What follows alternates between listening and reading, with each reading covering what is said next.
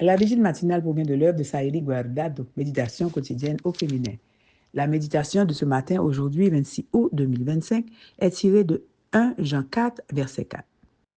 Vous, petits enfants, vous êtes de Dieu et vous avez vaincu les faux prophètes, car celui qui est en vous est plus grand que celui qui est dans le monde.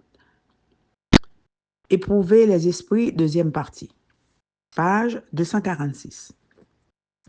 En 1894, Ellen White, âgée de 67 ans, vivait en Australie et était reconnue en tant que messagère du Seigneur.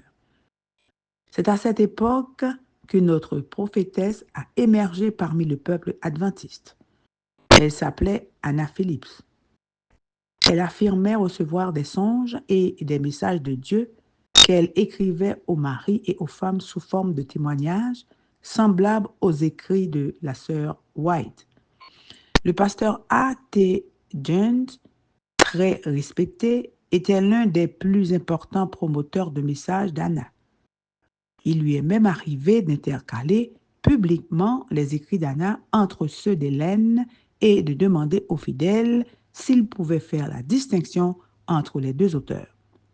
Un jour, après que le pasteur Jones ait apporté son soutien à Anna, il a reçu une lettre de la sœur White venant d'Australie et qui avait été écrite un mois plus tôt.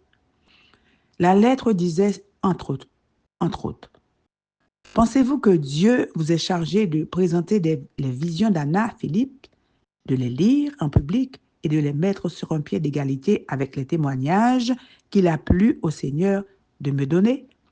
Les larmes aux yeux, le pasteur John a reconnu son erreur. Le sabbat suivant, il s'est excusé en public et a lu la lettre d'Hélène. Lorsqu'Anna Phillips a entendu la lecture de la lettre, elle a reconnu également sa tromperie et, avec le temps, elle est devenue une fidèle enseignante biblique pour l'œuvre de Dieu.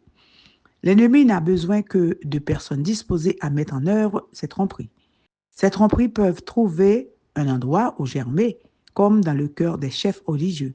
Si le chef est trompé, une grande partie de la congrégation sera influencée par la tromperie. Qui devons-nous suivre? Suis-je un instrument de vérité ou un instrument de mensonge? La femme d'hier n'éprouvait aucune repentance pour son péché.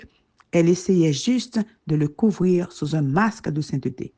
Dans le cas d'Anna, elle a su reconnaître son mensonge et le Seigneur l'a recrutée pour faire avancer son œuvre. La bonne nouvelle, c'est que le Saint-Esprit donnera la lumière de la vérité à toute personne qui, d'un cœur sincère, cherche Dieu et ses voies. Examinons attentivement chaque parole. Amen. Heureuse de ne pas être trompée. Que Dieu vous bénisse. Bonne journée.